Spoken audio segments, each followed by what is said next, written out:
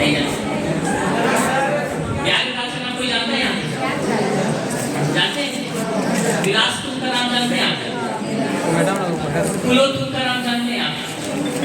नहीं जानते? ठीक है, कोई बात नहीं। क्या है कि हमारी जो पढ़ाई होती है ना, वो हमारी पढ़ाई ऐसी की जाती है कि हम पूरे एक सामूहिक इतिहास को पढ़ते हैं। तो कई बार क्या होता है, हम अपने लोकल कहानियों को भूल जाते हैं, है ना? तो मैं आपको जैसे व्याघ्रराज का नाम लिया, ठीक है? कौन है ये व्याघ्रराज?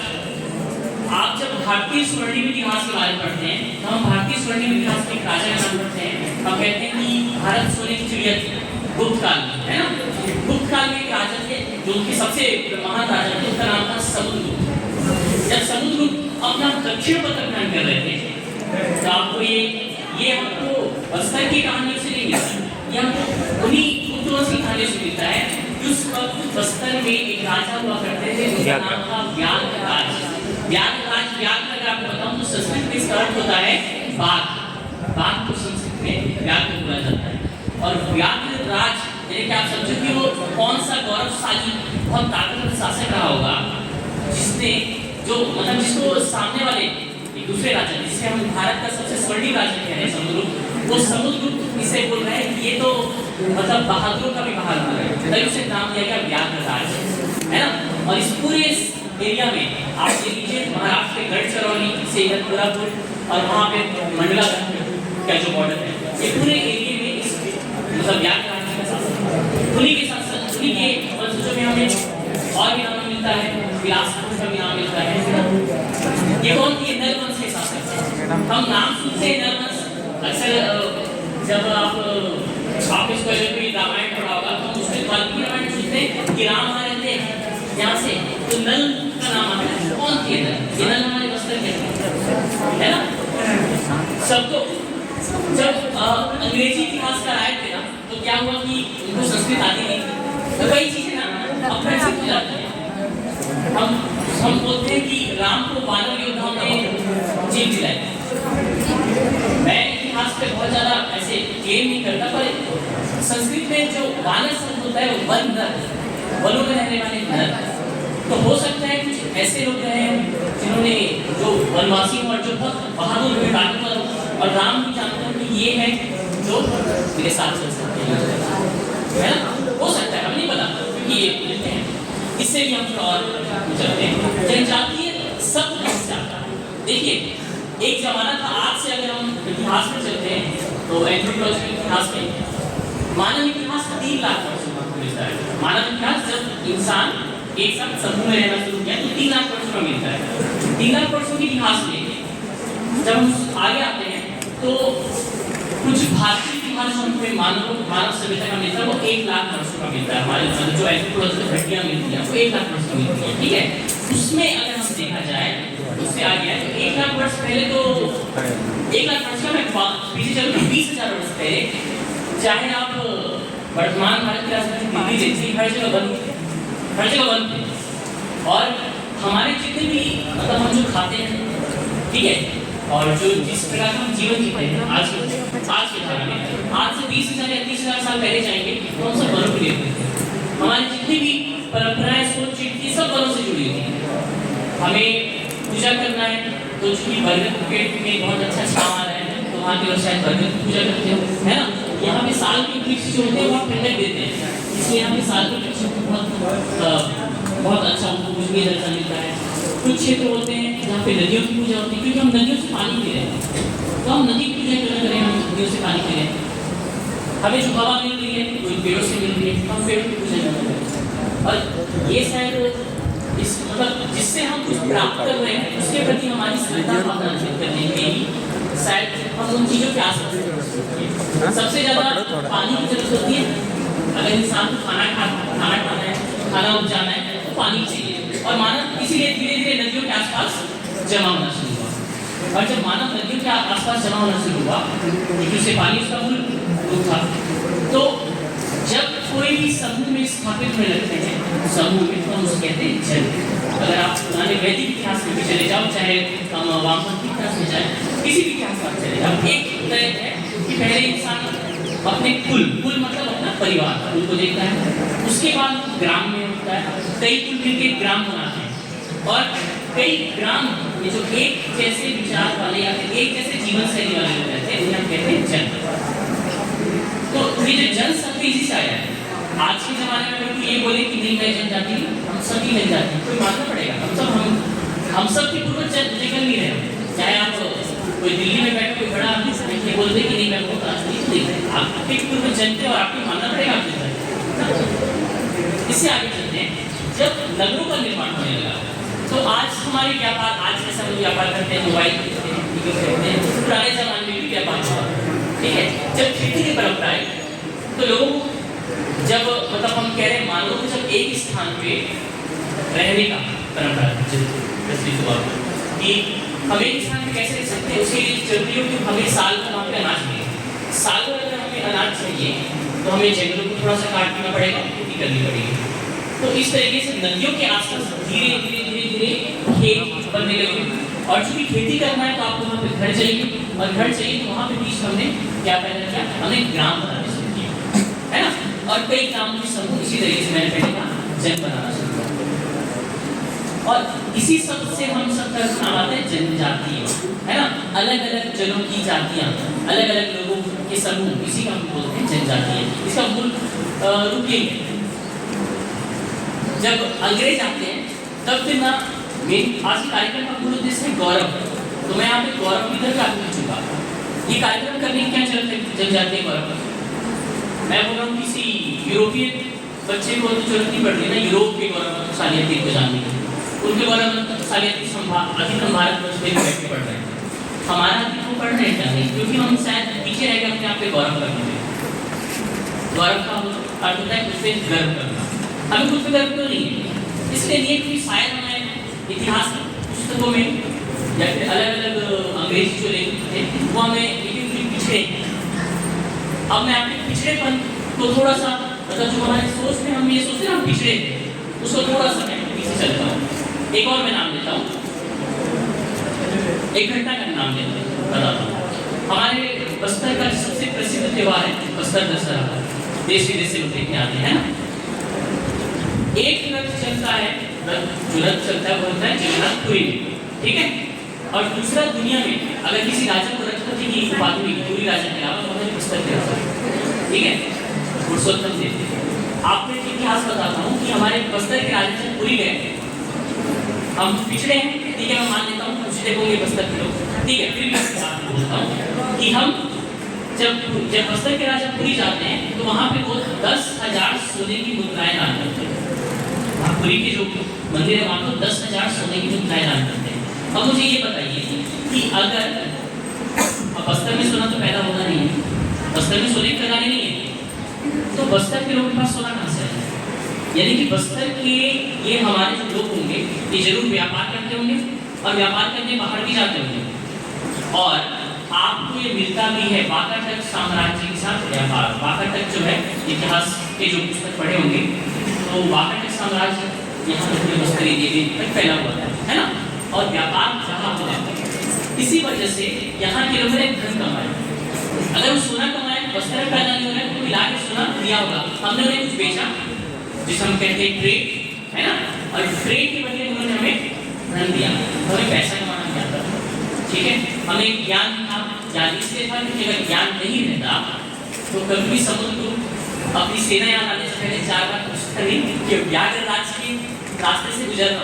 उन्होंने उद्बोधित किया व्याघ्रराज, बड़ी मतलब कोई बहुत बड़ी बात यह है कि धन होना और धन का घमंड होना इसमें अंतर होता है। जनजातीय परंपरा जो कि हमारे भारतीय संस्कृति की मूल जनक है, भारतीय संस्कृति की मूल जनक जनजातीय परंपरा ऐसे इसलिए जानते हैं क्योंकि मैं आपको बताया हमने जब सोने के सिक्के काटते हैं मतलब यहाँ के लोग का सोना रहा होगा, सोने का दिखावा करने का परंपरा है। इसलिए भारत में आप देखोगे तो इन्हीं जनजातीय परंपराओं से हमारी पूजा पद्धति क्या मिलती है। इसलिए आप देखते हो कि हम पहले पढ़ते हैं जैसे सन्यासियों को राजा बहुत सारे सोने की मोहरे गाय दान कर देते थे और वो सब त्याग के जगह में जाकर तपस्या करते। कौन थे वन में उनको लगता था कि हमारे जैसे लोग हैं जो कि इन जो आज हम बोलते हैं उसको लालची दुनिया से, इस लालची दुनिया से शायद दूर रह सके, क्योंकि सन्यासी चाहता है एक लालची दुनिया से दूर रहे। और वनों के अंदर उसको ये जीवन मिल जाता है जहाँ तो इस आजकल की बोलते हैं ना पैसे की इनकी दौड़, इसको ये नहीं रहते हैं। ठीक है, यहाँ पे अब मैं आपके चूंकि यहाँ से ऊपर से आया है तो मैं कुछ चीज़ें आपको बताना चाहता हूँ। हम एक राजा का नाम पढ़ते हैं, दुनिया में सबसे महान राजा का नाम दिया जाता है, उसका नाम था सिकंदर, अलेक्जेंडर। ठीक है, आप में से किसी ने अश्वक प्रजाति का नाम सुना है? अश्वक नहीं सुने? मैं आपको बताता हूँ। आज से लगभग जब सिकंदर भारत में हमला कर रहा था उस समय आज का जो अफगानिस्तान का एरिया है वहाँ पे हमें वर्णन मिलता है, ये हमें भारतीय इतिहास में नहीं मिलता है, ये हमको यूनानी किताबों में मिलता है कि वहाँ पे एक जनजाति थी, उस जनजाति का नाम था अश्वक, और वहाँ पे महिलाएं जो थी वो घोड़ों पे लड़ती घोड़ों पे चढ़ के, मतलब वहाँ पुरुषों की जरूरत ही नहीं थी क्योंकि महिलाएं इतनी ज़्यादा बहादुर थी कि वो घोड़ों पे चढ़ के उतरती। और इसलिए सिकंदर को ये लिखा है कि जब मैं भारत के रास्ते पे आ रहा था, मतलब सिकंदर का जो इतिहास में उन्होंने लिखा है जब सिकंदर भारत के रास्ते पे आ रहा था उसको 6 दिनों तक लड़ना पड़ा अश्वक प्रजाति के खिलाफ। 6 दिनों तक, मतलब आप सोचिए कौन बहादुर महिलाएं रहेंगी। ये विश्व की बहुत बड़ी सेना थी। सिकंदर की सेना का अगर मैं वर्णन करूं, सिकंदर की सेना में 80,000 सिपाही चलते थे, एक साथ 80,000 सिपाही, और लगभग ऐसा वर्णन आता है कि लगभग 6,000 सैनिक उनके पास से घुड़सवार रहते थे, भाले वाले सैनिक के अलग संख्या, और जो फारसी सैनिक उनके पीछे चलते थे, उनकी मदद के फारसी सैनिक, उनके तो फिर संख्या की बात ही नहीं। और कुछ महिलाएं जो घोड़े पे सवार हैं और उनको 6 दिन तक मिल गया। ये 6 दिन का खासियत क्या था? ये 6 दिन की वजह से राजा पौरस को अपनी सेना एकत्रित करने का मौका मिला। अगर 6 दिन वो अश्वक महिलाएं रुकती नहीं तो शायद राजा पूरी अपनी सेना एकत्रित नहीं कर पाते, और आज के अंदर पूरे हमारे भारत को उनके कब्जे कर। ये वो जनजाति महिलाएं नहीं होंगी जिनमें इतिहास उनके पास नहीं है, शायद वो जनजाति भी हमारे बीच नहीं है, पर हम उनका गौरवशाली इतिहास नहीं भूल सकते कि कौन थे। सिकंदर की भारत विजय, जो भारत विजय करने निकला था, इसी अध्याय में एक और जनजाति का नाम आता है, आप सुनोगे आर्टिक। अगर इतिहास के स्टूडेंट रहेगा तो आर्टिक। आर्टिक कौन थे? जब सिकंदर आता है राजा पौरस की सेना से मिलने झेलम नदी में, तो सिकंदर जो था पहली बार हाथियों को देखा। वो चौथे कि होते क्या है, तो ये कोई कौन सा मशीन हाथियों में तैयार करके रखा है जो इतना बड़ा है, लगभग 10-10, 20-20 फुट है ना, मतलब हाथी के ऊपर एक सैनिक बैठता तो उसका भाला ये 20 फुट की ऊंचाई जा रहे हैं, और सिकंदर की सेना वहाँ पे नीचे बैठी और उनको सर उठाई देखना पड़ता है कि क्या चीज आ गया था, वैसे ये कोई यंत्र बना दिया क्या है ना। ये जो हाथी थे पूर्व की सेना में जो हाथी थे, इस हाथियों का संचालन करते थे आर्टिक जनजाति के लोग, यानी ये भी एक योद्धा जनजाति रही होगी, ऐसी योद्धा जनजाति जिनको मालूम हुआ कि हमें हाथियों पे चढ़ के कैसे उतरना है।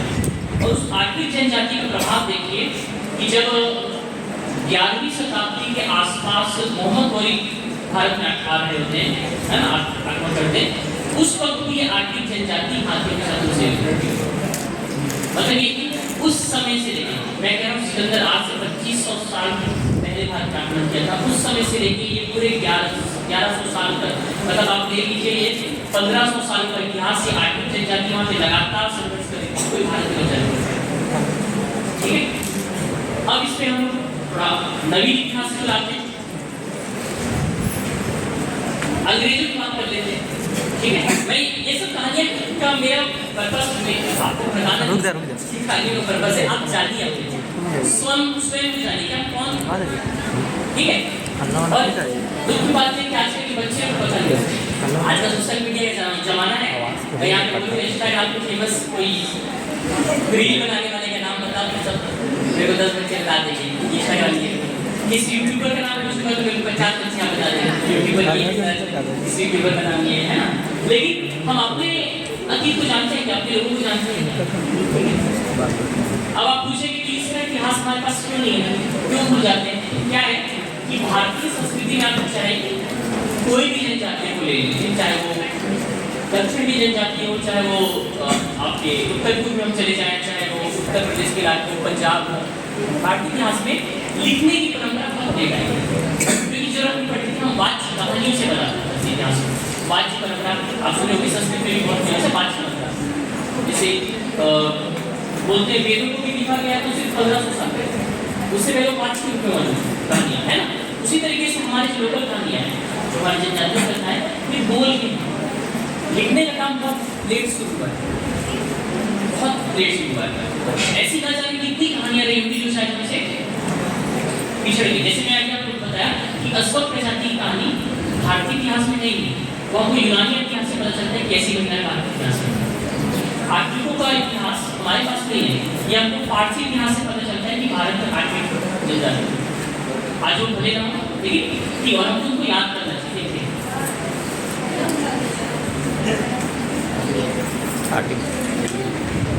आपने यजुर्वेद का नाम सुना होगा, ठीक है, बाकी कैसे आ जाता हूँ। अगर आप सुने होंगे वैदिक इतिहास में पूजा, तो आजकल के जो पूजा होता है हम लोग बहुत अलग-अलग प्रकार की आडम्बर करते हैं। आडम्बर ठीक है, अच्छी कल्पना है, पर मैं चाह रहा हूँ प्राचीन इतिहास की पूजा होती है तो आपको देखने को मिलेगा उसमें भी पूजा है। तो जैसे अनाज चढ़ाना है तो जौ का अनाज चढ़ा है, ये नहीं चढ़ा है। क्यों? क्योंकि हम अपनी परंपराओं को निभाते जा रहे हैं। जब हिंदुस्तान भारत में जब की खेती होती है, ठीक है, तो हमें अलग-अलग प्रकार के ऐसे वर्णन मिलते हैं जहाँ हम अपने गौरवशाली इतिहास के बारे में जानते हैं। मैं यहाँ पे एक खास नाम जरूर लेना चाहूँगा। अच्छा, आपके यहाँ से भोपाल शहर के बारे में कौन क्या जानता है? राजा भोज का नाम हम जानते हैं, ठीक है, पर राजा भोज जो थे वो पहले पीछे चले गए हैं ना, वो 9वीं शताब्दी से 10वीं शताब्दी के बीच की बात कर रहे हैं। मैं आपको थोड़ा और आगे लाता हूँ। ये जो भोपाल जो है वो भोपाल में नाम के एक जनजातीय राजा है, उनकी नगरी, और लगभग 1500 तक में जब हम बताते हैं कि बाबर भारत में आया था, उस वक्त तक यहाँ पे गोंड जनजाति का शासन हुआ था। भोपाल जो था गोंड जनजाति की एक नायक थी, उनकी राजधानी हुआ था, ठीक है। अकबर का एक वर्णन मिलता है जब अकबर बाज बहादुर पे हमला करने जा रहा है। बाज बहादुर आपको मांडवी के एक राजा हुआ करता था, और अकबर हमला करने जा रहा है तो अकबर के पास क्या हुआ था, वो लगातार युद्ध लड़ रहा था, उसके पास पैसे की कमी हो गई थी, ठीक है, किसी कमी हो गई थी, धन की। और वो अकबर धन किससे लेता है, तो वो उस वक्त के गोंड शासक से लोन लेता है। क्या ले रहा है? लोन। उस वक्त के गोंड शासक से लोन ले रहा है कि मुझे युद्ध लड़ने की धन चाहिए। ये अकबर के इतिहास में है। तो गोंड राजा से अगर आप ये मानते हैं कि इनके पास धन संपत्ति नहीं, तो गोंड राजा से धन लेने क्या चाहिए? ये आधुनिक हमारे आधुनिक लोग क्या है, बिजनेस जो है इसमें हम सोने को लेकर धन करते हैं। पुराने जमाने में धन के कई तरह आज भी होते हैं, आप शेयर मार्केट में देखें कमोडिटीज होती है, उसमें लोहा, सोना, चांदी, जो मेटल सब वैसे पुराने जमाने में भी होते थे, है ना। तो ये जो हमारी जनजातियाँ थी ये अलग-अलग विधाओं में बहुत पारंगत थी, खास करके आप बताता हूँ स्टील बनाने में। अब ये कैसे पता चलता है, तो हमारे छत्तीसगढ़ की बात करते हैं। छत्तीसगढ़ में सिरपुर रहा है, सिरपुर आप सब नाम सुने होंगे। सिरपुर में बहुत फेमस ऋषि रहे, उनका नाम केमिस्ट्री जो पढ़े होंगे, केमिस्ट्री में जानते हैं, उनका नाम था नागार्जुन। नागार्जुन जनजातीय समाज से जुड़े थे, इसी थे, और उन्होंने एक किताब लिखी रस रसायन, और रस रसायन में उन्होंने ये बताया था कि स्टील बनाना एक विधि क्या है। और इसकी अकेले नहीं, ये पहले भी बहुत से लोगों ने लिखा है, पर हम ये बात करें छत्तीसगढ़ में उन्होंने लिखा है, और इससे हमको चलता है कि उनको ये मालूम है कि स्टील कैसे बनाया जाता है। और खास रिलेशन देखिए, बस्तर जो वो लोहे के मामले में देश की सबसे ज़्यादा रिच जगह है। अगर छत्तीसगढ़ में लोहा आपकी पैदा हो रहा है तो बस्तर लेकर जाना चाहिए, राजघाट से लेके दक्षिण में, तो आपको नहीं मिलते हैं। तो अगर स्टील बनाना है और वो लोहा चाहिए, वो जरूर इस बस्तर इलाके में आते होंगे। और यहाँ के जो जनजातियाँ नहीं होंगी, भले हमारे पास मैं बार नहीं बोल रहा हूँ, हम ऐतिहासिक कहानियों को भूल जाते हैं, हमें इसमें संगीत करने की जरूरत। तो जब वो बस्तर आते होंगे तो यहाँ से वो लोहा लेते होंगे, ट्रेड हुआ होगा। और इस ट्रेड में आपको फिर से वापस ले जाता हूँ, मैं बोला कि बस्तर के एक राजा ने 10,000 सोने की मुद्राएं दान की, हो सकता है 1000 मुद्राएं दान की होगी, अतिशयोक्ति भी होगा, पर बात ये है कि उन्होंने दान किया है और सोना यहाँ मौजूद ले रखी है। हो सकता है लोहा बेचते होंगे और बदले में सोना लेते होंगे। मैं आपको बता रहा हूँ कि आपको अपने गौरवशाली इतिहास में यदि आप बिजनेस करना भी आता था, ठीक है। एक और नाम लेता हूँ, अलाउद्दीन खिलजी का नाम सुने होंगे। जब अलाउद्दीन खिलजी आक्रमण करता है तो अलाउद्दीन खिलजी की जो मुख्य एरिया है दिल्ली के आसपास से लीजिए, उसकी सेना वहाँ से आती है दक्षिण की ओर। उसको पता चल जाता है कि वारंगल नाम की एक जगह है जो बहुत धनी है और हमको इस पर आक्रमण करना है, हमको धन चाहिए। अब वो सीधा रास्ता ले सकते थे, दिल्ली से जो सीधा रास्ता है, आज भी आपको रोड जाना, आप सीधा जाएंगे, आप घूम के नहीं जाएंगे, तो सीधा रास्ता चाहे तो ले सकते थे। दिल्ली से आते भोपाल होते हुए मंडला होते, ठीक है, फिर वहाँ से बस्तर होते वाराणसी पहुँच जाते। पर वो घूमते हुए उनकी से रह जाती है गुजरात, गुजरात से उनकी से रह जाती है महाराष्ट्र, महाराष्ट्र से हो जाते हैं और दक्षिण में वाराणसी इलाके। क्या जरूरत पड़ी इस 80,000 की बड़ी सेना को उसको इतना घुमा के क्यों ले जाना पड़ रहा है? इसमें पैसे भी खर्च हो गए, क्योंकि उसको मालूम था कि अगर मैं गलती से मंडला के इलाके से गुजरा तो मुझे यहाँ पे गोंड जनजाति के योद्धाओं का सामना करना पड़ेगा। अगर गोंड जनजाति के योद्धाओं गलती से हम सामना कर भी लिए, है ना, या उनसे संधि कर भी लिए और आगे बढ़ते हैं, तो फिर उनको बस्तर के यहाँ पे मारिया मुरिया जितनी जनजाति योद्धा जनजाति इन सब का सामना करना। और उन्होंने पूरा कैलकुलेशन का बैठाया, ये हम चलते उधर से जिधर हम पहले जीत चुके हैं, ठीक है। तो आपको समझना होगा कि आप एक योद्धा जनजाति से क्या है, हम क्यों अपनी योद्धा जनजाति में भूल जाते हैं, है ना। अब सोचिए, मैं आपको वापस से जाता हूँ कि लोहा हमारे यहाँ है, हम जमीन को खोद सकते हैं, लोहा निकाल सकते हैं, पर जनजाति में आपको पहले बोला धन होना, धन का आदर्श होना, है ना, और अपने जरूरत का समुचित धन का उपयोग करना, इन दिनों बेहतर होता। और ये हमें जनजातियों को सीखने की आवश्यकता है। जैसा आप देखिए यहाँ के लोग जो अपने हथियार बनाते हैं तीर भाले और बांस से बना रहे हैं। आपकी आंखों में लोहा निकल रहा है, आप चाहे तो लोहे से बना सकते हैं, पर अगर आवश्यकता नहीं है जोड़ने का तो पृथ्वी को खोदने की भी क्या जरूरत है? ये तो हमारी प्रतिमा है। यहाँ तक कि जो हम बोलते हैं माँ पूजा करते हैं, हम अपनी भारत माँ को स्त्री का स्वरूप देते हैं, जो कि पूजा रही चीजें है ना।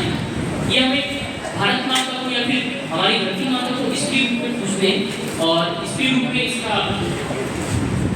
पूजा करने की जो परंपराएं आई है, ये कहाँ से? जनजातियों की परंपरा है। वो अपनी भूमि को माता के रूप में पूजते हैं, है ना। इसलिए आज भी देखिए कभी कहीं पे कोई बड़ी फैक्ट्री लगी होती है तो हम अक्सर देखते हैं, अगर वो लगता है जनजाति को लगता है कि हमारे सामाजिक लाभ के विरोध में और स्वार्थ किस से लगा है तो गलत कर जाते हैं। इस भूमि को खोदने क्या जरूरत है? भूमि खोदना जरूरी नहीं है, आवश्यकता है ना। और ये सारे इतिहास जो है पूरी पूरी कहानियाँ बताते हैं, तो कहाँ से पैदा हुए, कहाँ से आ रहे हैं, हमारी संस्कृतियाँ कहाँ से आ रही हैं। जनजाति की एक परंपरा है, मैं आपको पहले ही बताया कि आसपास की चीज़ों को देखा, हम अपने पूर्वजों को पूछते हैं। ये पूर्वजों को पूछने की परंपरा कहाँ से आ गई? पूर्वजों को पूछने की आज अभी दशहरा के पहले हमारा पीतल का गणेश पीतल का त्योहार आता है। पीतल में हम क्या करते हैं? पितृ पूजा करते हैं। हम अपने पिताजी, उनके पूर्वज, इन सबको याद करते हैं, है ना। ये परंपरा भी आपको एक प्रकार से जनजातीय परंपरा से मिल रही है।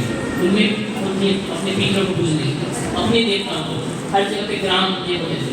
मैं मूल रूप से मध्य प्रदेश से आता हूँ, मैं देखा मध्य प्रदेश जब मैं गाँव में जाता हूँ, हमारे गाँव में पीपल का पेड़ है और उस पीपल के पेड़ के नीचे मिट्टी का एक चौरा बनाते हैं, उसमें सीमेंट के एक मंदिर है, कुछ नहीं, मिट्टी का चौरा है।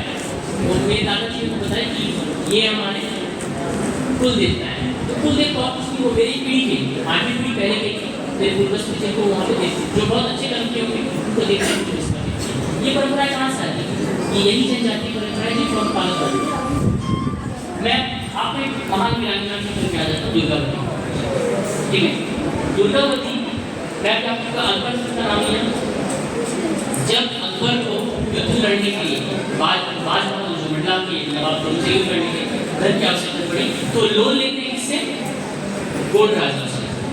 और उस गोंड राजा की जो रानी थी बात है वो कौन थी? दुर्गावती। आगे सोचिए, जब इनको पता चले कि हम संपत्ति बहुत भले दिखावा नहीं करते पटना लोग कैसे दे रहे हैं, तो है ना। और उसलिए वो यहाँ पे उस धन संपत्ति। लेकिन दुर्गावती एक महिला है। आज हम महिला, मैं बोलता हूँ महिला के शोषण और इस सबके मुद्दे आते सामने, क्यों हमारी महिलाएं की कमजोर हो चुकी है। आप चाहे दुर्गावती का नाम ले लीजिए, आप अहिल्या बाई का ले लीजिए, लक्ष्मी बाई का ले लीजिए, क्यों महिलाएं थी। और मैं इससे पहले चले जाऊँ, मैं बता रहा हूँ कि सिकंदर की महान सेना को रखने वाली की प्रजाति महिलाएं कैसे प्रजाति, क्यों हमारी महिलाओं को आज इस स्थिति में आना पड़ा? वो अपने आप को भूल चुकी है, क्योंकि वो अपने गौरवशाली अतीत को भूल चुकी है। और इसलिए मैं बार बार कहता हूँ कि गौरवशाली अतीत को हमको वापस याद करना पड़ेगा। ठीक है, बचपन की बहुत सी कहानियाँ। आज मैं आपके जब इस कॉलेज में आया तो मुझे यहाँ पे हमारे जो शहीद हरबंसु जी हैं उनके मुझे नहीं मालूम था, क्योंकि हमने अपने इतिहास में पुस्तकों में नहीं पढ़ा। प्रिंसिपल सर बताया तब देखा कि यह मूर्ति इनकी है ना, क्यों हमें मालूम नहीं, क्यों हमें नहीं पता। जबकि मैं एमए हिस्ट्री करता था, एमए हिस्ट्री में हम पढ़ते हैं तो हम अमेरिकी इतिहास पढ़ लेते हैं, हम पढ़ लेते हैं इतिहास जाके यूरोप का, हम इनका सब्जेक्ट जाके इतिहास पढ़ लिए, तब हम अपने बस्तर के इतिहास कब पढ़ेंगे? क्यों हमारे सुधार की जो आजकल के छात्र हैं, मैं आप छात्रों से भी एक बोलना चाहूँगा कि आप छात्र जब अलग अलग गाँव से आते होंगे, आप सब है ना, अलग अलग गाँव से आते हैं और वहाँ की अलग अलग कहानियाँ होंगी। क्या अपना जैसे आपका प्रोजेक्ट होता है, हिंदी का प्रोजेक्ट होता है, इंग्लिश का प्रोजेक्ट होता है, क्या कब हम कभी कहानियों के ऊपर थीसिस नहीं बना सकते? छोटा सा आर्टिकल कि मेरे गाँव की ये कहानी है, मेरे गाँव के पूर्वज ये थे। जब आप अपने, क्योंकि एक यहाँ पर मैं ये भी बताना चाहूँगा कि एक हमारे ऊपर संकट ये है कि जो कहानियाँ होती है ना, ये जिनको मालूम थी, जो श्रुति परंपरा में बताया कि पिताजी अपना कहानी अपने बच्चे को बताता है, बच्चा अपना कहानी अपने बच्चे को बताता है, ये जो परंपरा थी ना, अब ये खतरे पड़ सकती है, क्योंकि नई पीढ़ी जो है अपने पिताजी से उनकी कहानियाँ सुनती है। उनको लगता है अंबानी या एलॉन मस्क या फिर हमारे बॉलीवुड के हीरो ये हमारे हीरो है, उनके पिताजी उनकी हीरो नहीं है, समझते है ना, उनके गुरु की हीरो नहीं है, उनके गाँव के जो नेता है वो हीरो नहीं है, उनसे वो कहानियाँ नहीं निकाल पा रहे हैं। और इस तरीके से धीरे धीरे हमारी कहानियाँ भी क्या हो रही है, विलोपित होती जा रही है। ये जो कार्यक्रम है, इसका मुख्य उद्देश्य ये भी है कि आप बच्चे चाहते तो हम चाहे तो ये कार्यक्रम सड़क पे कर सकते हैं, हम बड़े गाँव में बहुत से लोग बुला लें लोग, पर लोगों के पास समय नहीं है, लेकिन बच्चों के पास समय है, क्योंकि भविष्य आना है ना। ये बच्चे चाहे तो लिख सकते हैं कि क्या जरूरत है हमारे इतिहास में, ये बच्चे अपने गाँव की कहानियाँ लिख सकते हैं, अपने परंपरा की कहानियाँ लिख सकते हैं, और ये कहानियों का संग्रह बहुत जरूरी है। और हमें कोशिश करना चाहिए कि हम प्रोजेक्टर को भी सकते हैं, हर एक बच्चे को उनकी कहानियाँ, गाँव की कहानियाँ हम प्रोजेक्टर को दे सकते हैं, और इस तरीके से धीरे धीरे हमारे पास संकलन होगा अपने स्वयं के इतिहास का, जो कि हमें बहुत जरूरत है इस वक्त। क्योंकि ये पीढ़ी जब चली गई तो आपके पास ना जाने कितने खजाने हैं, क्योंकि हम लोग जो मैं स्टडी कर रहा हूँ, हम लोग ये खजाना मतलब ये जो कहानियाँ होती हैं, इतिहास ही हमारा खजाना है, तो ये हमारा खजाना हो जाए। और इस कहानी, इस खजाने का संकलन बहुत जरूरी है, हर एक क्षेत्र से होना जरूरी है ना।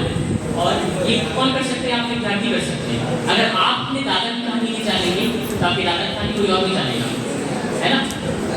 ठीक है, सिकंदर अपने दादा की कहानी लिखा, अपने उसका पोता अपने सिकंदर की कहानी लिखा, है ना। अशोक का पोता अपने पूर्वजी कहानी लिख पाता है, अशोक अपने दादा चंद्रगुप्त की कहानी लिख पाता है, आपको अपने दादाजी की कहानी क्यों नहीं मालूम होनी चाहिए कि आपके दादा ने क्या संघर्ष किया होगा, आपकी दादी ने क्या संघर्ष किया होगा, है ना। घर की ये जो जनजाति गौरव क्या है, जन मतलब मैं जन हूँ, तो मुझे मालूम होना चाहिए कि मेरे दादा कैसे पढ़ाए होंगे मेरे पिताजी को, और मेरे पिताजी क्या तकलीफ उठाए मुझे पता। अगर हम ये परंपरा खोते जाएंगे तो हमारी सारी कहानियाँ नष्ट हो जाएंगी, है ना। और जब हम बोलते हैं कि डाइवर्सिटी की बात करते हैं आजकल, ये डाइवर्सिटी यही है कि अलग अलग लोगों को अलग अलग परंपराओं को अपनी स्वयं की कहानी कितनी मालूम है, यही डाइवर्सिटी। और इस डाइवर्सिटी को हम खोते जा रहे हैं विदेशी डाइवर्सिटी।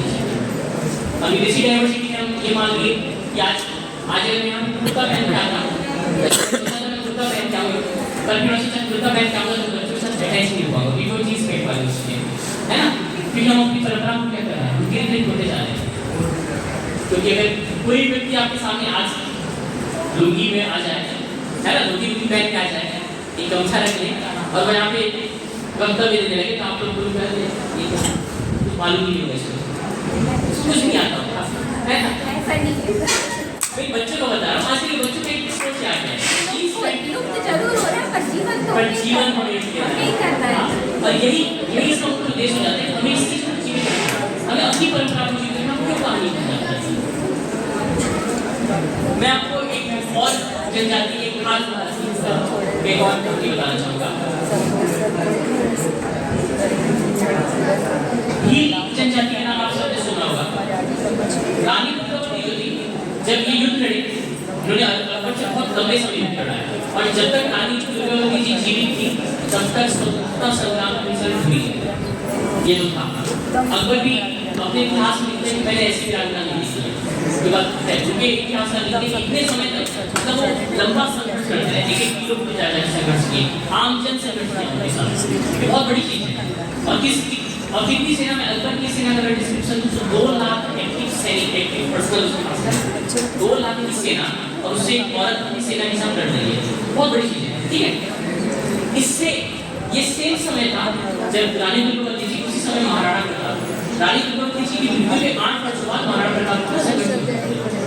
महाराणा प्रताप स्वयं वीर जाति से लिखते हैं कि आपको वीर है जिनके पड़ोसी गोंड लोगों ने अकबर को कितने वर्षों तक रोके रखा। महाराणा प्रताप जब पीछे से उसका एक वर्णन आता है हमारे पास, कहते हैं उसके कि दुर्गावती जी कितने वर्ष तक लड़ सकती है, हम क्यों नहीं लड़ सकते। हम तो फिर राजस्थान के लोग हैं, वो भी अपने आप को होता है, राजस्थान के जो हम राजपूत हैं, हम भील हैं, हम जितने समाज के लोग हैं, मारवाड़ लोग हैं, हम क्यों नहीं लड़ सकते।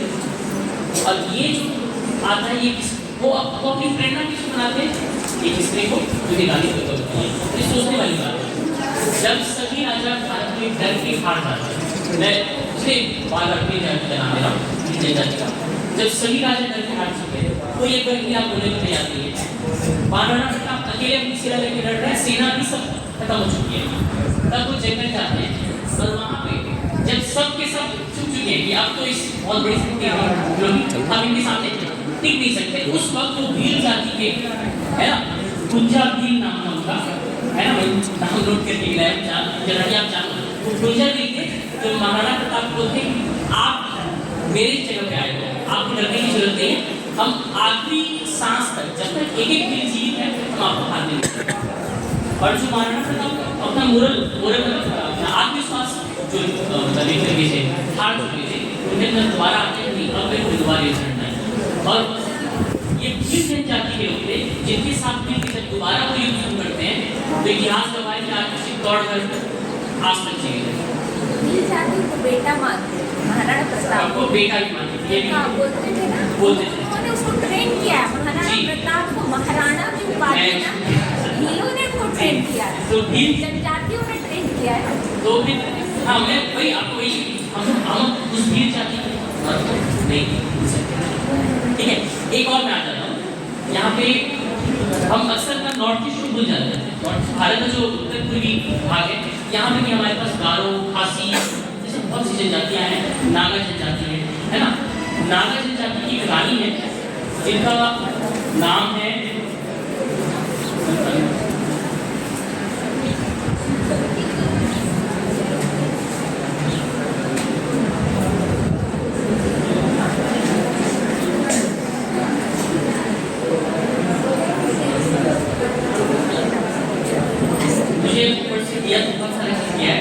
समय के लिए बोल नहीं सकते। पिलोली शायद हो सकता है, मैं जब सर्च कर रहा हूँ तो नाम अंतर हो सकता है, पिलोली या पिलोली में से ये रानी है। ये रानी जो है जब अंग्रेज नागा प्रदेश में घुसते हैं इनके पति को मार देते हैं सबसे पहले। ठीक है, पर नागा जनजाति की खासियत ये है कि तीर धनुष से लड़ने को आज भी फेमस है। आज भी आप नागा प्रदेश से नहीं घुस सकते है ना, जब तक वो नागा को आपको परमिशन ना दे। ठीक है, तो ये जो नागा जनजाति है इनकी जो रानी है 2000 सिर्फ 2000 सेनाओं के साथ 2 महीने तक अंग्रेजों को घुसने नहीं दिया।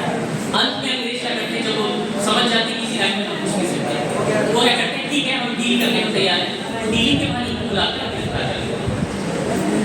तो अगर लगभग स्वतंत्रता हमारा स्वतंत्रता संग्राम जब तक चला जाता है तो अंग्रेज में जेल में जेल में लाके देते हैं ना, ताली मारने देते हैं है ना।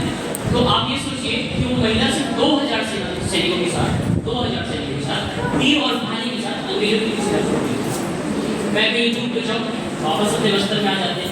बस्तर में आप गुंडा का नाम सुन जाते हैं ना। अच्छा कई बच्चों से मैं पूछता हूँ गुंडा सब का अर्थ क्या होता है, कोई बच्चा बताए गुंडा का मतलब क्या होता है?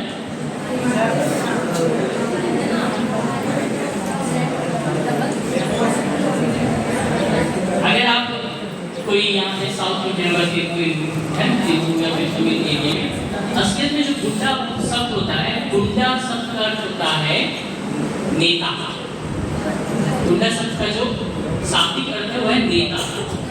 और अंग्रेज क्या है कि जो कि अलग अलग जगह की जब वो जनजाति इलाकों में जाते थे, वनों में जाते थे, तो उनको पता चलता था यहाँ का गुंडा आ रहा है, जो हम यहाँ घुस नहीं देगा। वो क्या किए, उन्होंने गुंडा को एक क्रिमिनल शब्द घोषित कर दिया कि कहीं पे भी कोई गुंडा है तो उसको क्रिमिनल घोषित कर देना है। और आज भी हमें सोचना पड़ेगा कि आज की हमारी जो क्रिमिनल परंपरा है उसमें हम जो क्रिमिनल है उसको गुंडा बोलते हैं, जबकि असलियत में जो गुंडा शब्द है इसका अर्थ नेता। तो जो ध्रुवा समाज का नेता है उसको मैं वही बोला कि हमारे पास इतिहास के संकलन की कहानियां नहीं, हमें नहीं पता कि गुंडा गुरु जी का असली नाम क्या था। ये बहुत बचपन में उनके माँ बाप क्या नाम से बुलाते हैं वो नहीं मालूम, लेकिन वो ध्रुवा समाज के नेता थे इसलिए उनका नाम है गुंडा। ये हम यहाँ बच्चों को समझना चाहिए किस तरीके से हम स्वयं के इतिहास में ब्रेकवर्क हो जाते हैं, है ना।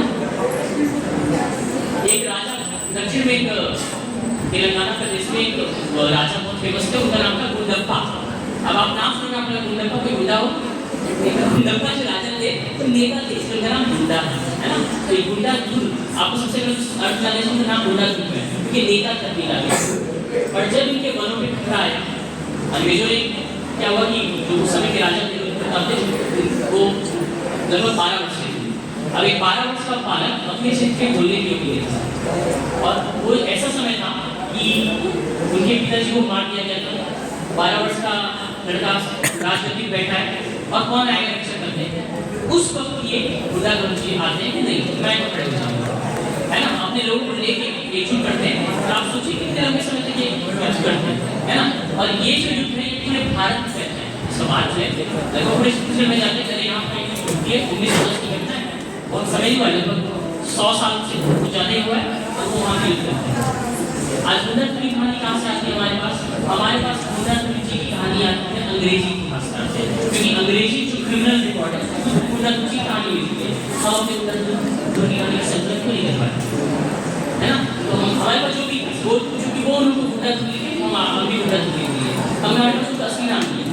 अगर हमारे गाँव के लोग मतलब मैं कह रहा हूँ जो जनजाति के लोग थे अगर वो अपनी इतिहास का संकलन करते हैं तो अपने उनका असली नाम क्या हो सकता है, उनको पिताजी उनको जो भी नन्हा बेटा जो भी बुलाते हैं हम वो नाम जानते हैं, हम भूल चुके हैं नाम नहीं जानते, है ना।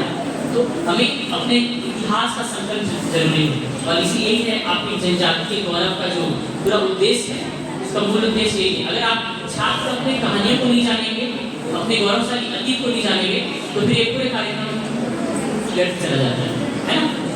ठीक है, तो आप सब जानिए कौन थे आप, क्यों आपकी जाति का नाम क्यों है ना। ठीक है, किसी का नाम कश्यप क्यों है, आपका नाम वेदांत क्यों है, आपका नाम है ना एकाम क्यों, या मुझको नहीं मालूम ये नाम कहाँ से आते हैं। ठीक है, जैसे कि मेरा सरनेम है तिवारी, लेकिन तिवारी सरनेम इतिहास में नहीं मिलता है, तिवारी सरनेम इतिहास में नहीं है। मूल जो सरनेम त्रिपाठी हुआ करता था तो त्रिपाठी सरनेम को बदल के तिवारी बन गया। मेरे पिताजी ने मेरे को सर्च करना पड़ा, मतलब दूसरी से सर्च किया कि जाके तब पता चला। मैं सोचा कि तिवारी क्यों, तिवारी नाम के इतिहास मिलता नहीं है, ना तो कोई ऋषि हुए तिवारी, ना कोई मुनि हुए तिवारी, ना कोई राजा तिवारी। तिवारी सरनेम कहाँ से है, तभी पता चला अच्छा जो 3 दिन तक पढ़ते हो या 3 वेदों को पढ़ते हो जो भी हुआ हमारा नाम किससे क्यों, हमारा नाम ठीक है, हम क्यों नहीं मानते। बड़े आपके बड़े बुजुर्गों को मालूम है, आपके दादा परदादा की जो जनरेशन में उनको मालूम होगा, पर ये बच्चों को नहीं होगा शायद। किसी को मालूम है सरने का मतलब क्यों नहीं मालूम है।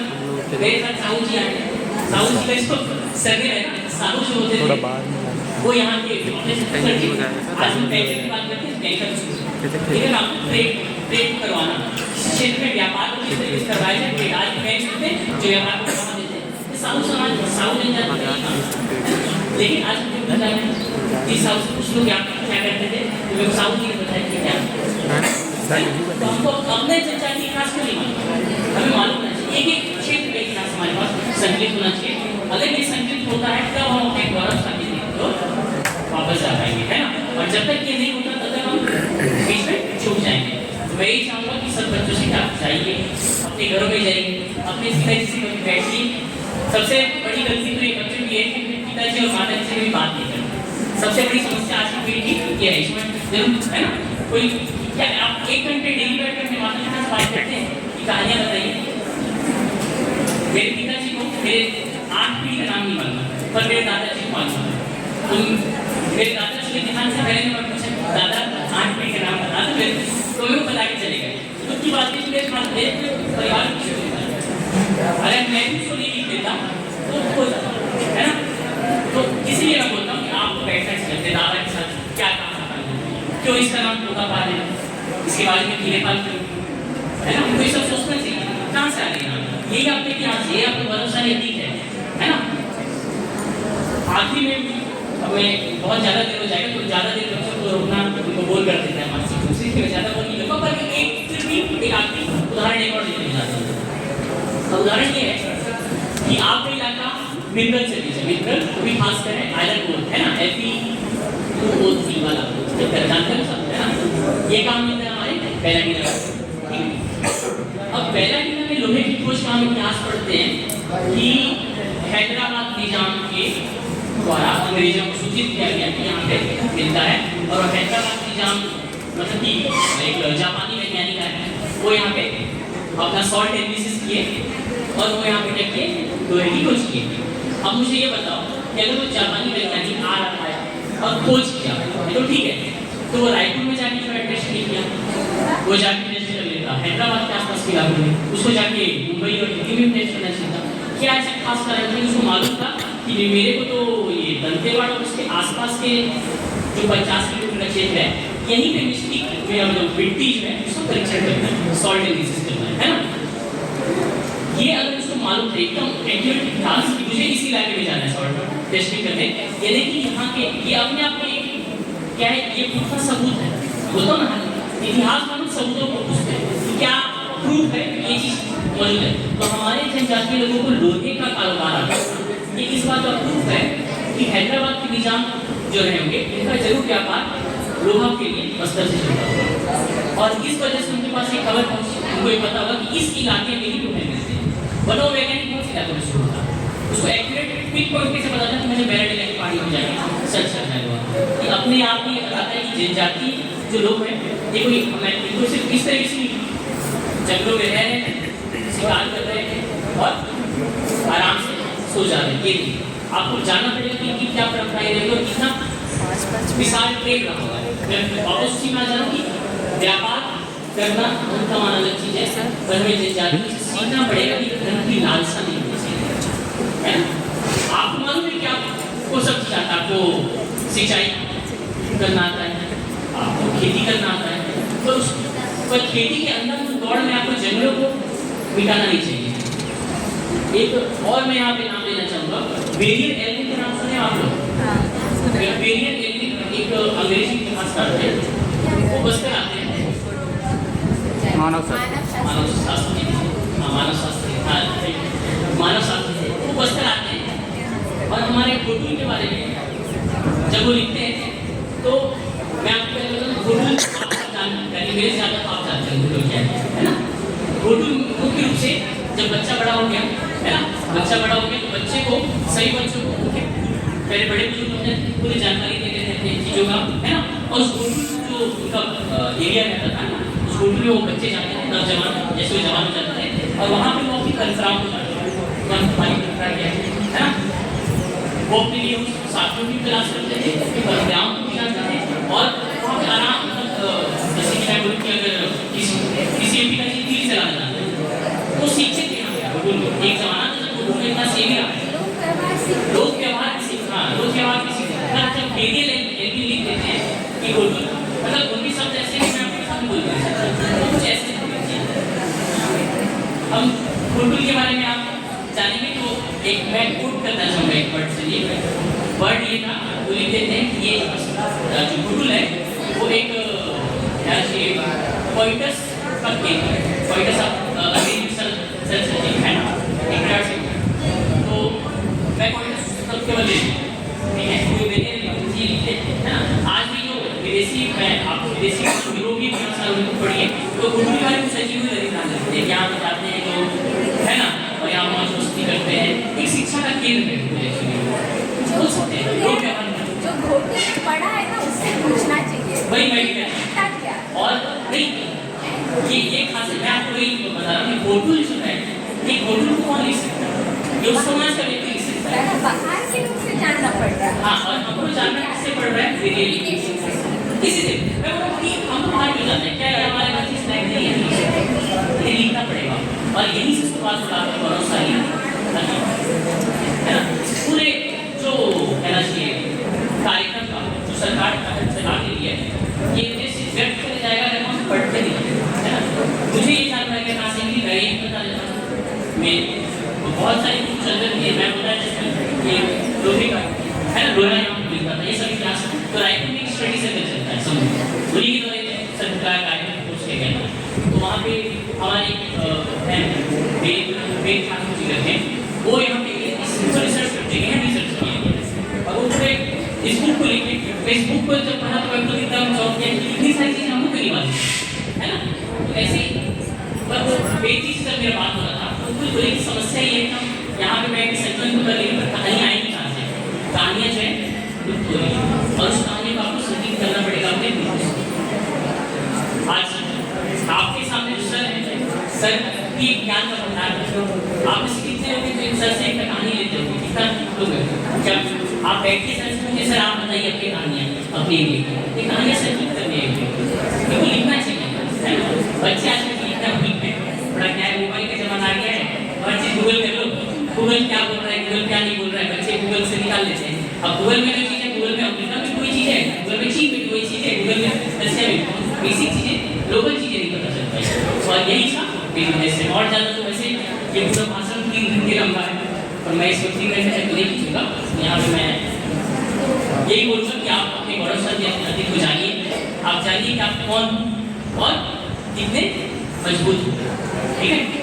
क्यों ऐसा है कि अंग्रेजों को भी जनजातीय लोगों में घुसने की मतलब इतनी परेशानियाँ आए वहाँ पर। अब बूझ मार्ट क्यों लिखे, ये भी आपको जानना चाहिए। बूझ मार्ट अंग्रेज जब यहाँ आते तो वापस भूल जाते थे, वापस नहीं जाते। मार्ट को जानना नहीं क्या पूछे वही तो अब तो वही तो किसने नहीं जान पाया क्या बस्तर के नहीं। मैं बस्तर के लोग तो बूझ मार्ट को जानते नहीं, बस्तर के लोग हो सकते हैं जानते नहीं। ये अंग्रेज जो कलेक्टर जिस वर्ड है ना, एक्चुअली टैक्स कलेक्टर क्या है, तो जब बस्तर पूछते हैं तब टैक्स कलेक्ट नहीं कर पाते, तो सोचते कहाँ जाना है ना। तो इतना मतलब और उनकी सेनाएं भी हम कुछ नहीं सकते। ये अंग्रेज खुद बोलते हैं, आप देखिए लगभग 1857 के पहले तक अंग्रेज की बड़ी कोई सेना बस्तर पूछने की हिम्मत नहीं करती। वो सोचते थे कि नहीं क्या पूछता है, केवल उनको पहले कभी से नहीं आता है जब यहाँ बस्तर पूछता है तो वापस यहाँ पूछेंगे तो वापस नहीं जाएंगे। उनको मालूम था यहाँ पूछेंगे तो वापस जा ही नहीं सकते। यहाँ इतनी बड़ी जो सेना है ना, आप सोचिए कि अलाउद्दीन खिलजी जो है इतनी बड़ी सेना लेके आता है बस्तर में नहीं, ठीक है। समुद्र बस्तर को पार करके निकलकर यहाँ पे बैठ कर अब किसी का नहीं हो और अब क्यों भूल गए। और आज बस्तर को दिल्ली का व्यक्ति बोलता है कि बस्तर ना देखो पिछड़ाई का पिछड़ाई का नहीं है बस्तर और ब्रिज है दृष्टि में। बस क्या है कि हम भूल जाते हैं। वही इतनी बड़ी सिटी बड़े शहरों में मेट्रो सिटीज में रहने वाले लोग आपको ये बोलते हैं कि आपका इतिहास पिछड़ा हुआ है, आप ये नहीं मानना है, आपको अपने इतिहास जुड़ा है। यस मैं कैसे बोलूँगी, महान एक महान सल्तनत रही होगी या एक महान साम्राज्य रहा होगा जिसके बारे में आज हम भूल चुके हैं। कुछ कुछ तो मिलते हैं हम आपके जो लोग इंद्रावती और नारायणी का संगम है वहाँ पास में नारायणपाल एक एरिया है, नारायणपाल जी का मंदिर भी है। आप सोचिए कि वो जो मंदिर है मैं खुद वहाँ पे जाऊँ तो आज से लगभग 1000 साल पहले औसत में मिले थे 1111 में पत्थर को उन्होंने जिस प्रकार से तराशा है उनको जरूर कराया है। और खास बता दूं मंदिर का जो सीमेंट के बाद वो मंदिर का सीमेंट चौकोर जो कि आजकल के आर्किटेक्ट जो है उसका सबसे परफेक्ट सीमेंट मानते हैं चौकोर सीमेंट है ना। घरों को भी हम कोशिश करते हैं कि जमीन ऐसा करेंगे कि चौकोर जमीन मिल जाए तो घर अच्छा बनता है ना। और आज से 1100 साल पहले उनको ये मालूम था कि मुझे किस प्रकार की जमीन लेनी है, किस प्रकार से पत्थरों को काटना है। उनके पास औजार नहीं होंगे, वो लोहे के और चिट्टी के औजार का प्रयोग करते रहे होंगे है ना। तभी तो पत्थरों को काटना भी आसान काम नहीं होता है, ठीक है। और उस औजार का प्रयोग करके उन्होंने इस मंदिर को तैयार किया। तो आपको ये मालूम, आपको ये मेरे कहना है कि उस उस समय मतलब वहाँ जो मजदूर रहेंगे, वो जो जनजाति लोग वहाँ के रहते हैं, उनको आता होगा मैथमेटिक्स में स्क्वायर से गणना क्या होती है, क्योंकि अगर गणना नहीं आता तो मंदिर स्क्वायर से कैसे बनाना उसके लिए जरूरी नहीं कोई इंग्लिश में मैथमेटिक्स सीखे थे, हो सकता है कि उसका कोई तरीका होगा गणना करने में, तो गणना तो जरूर होगा तभी तो मंदिर दिया हुआ। पर तीसरा मंदिर आप पार्टनर में बहुत से मंदिर हैं, पार्टनर कोई गया होगा वहाँ अनेक मंदिर हैं और ये सारे मंदिर लगभग 700 800 1000 साल पहले की है, उससे बाद में है। तो ये देखिए उन पत्थरों को इतने भारी पत्थरों को लगाने है ना, इतने अच्छे से मतलब शिल्पकारी करके पत्थरों को किस प्रकार से तराशा जाए, ये सब तो जानकारी मालूम होगी। अगर वो व्यक्ति पढ़ना लिखना चाहिए, पढ़ा लिखना से मेरा मतलब ये नहीं कि वो इंग्लिश और हिंदी पढ़ रहा है, मेरा मतलब है अपनी लोग भाषा में अगर वो जानकार नहीं होगा तो उसका निर्माण इस प्रकार से नहीं कर सकता। और यही चीज़ें हैं जो गौरवशाली इतिहास को जानना चाहिए। इसके साथ मैं बहुत बहुत धन्यवाद देता हूँ सर कि सर यहाँ पे आए, सर ने यहाँ पे आके बोलने का मौका दिया, तो बहुत बहुत धन्यवाद।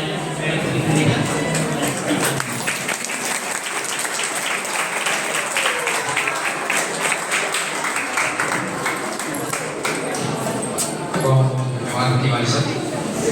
जैसे कि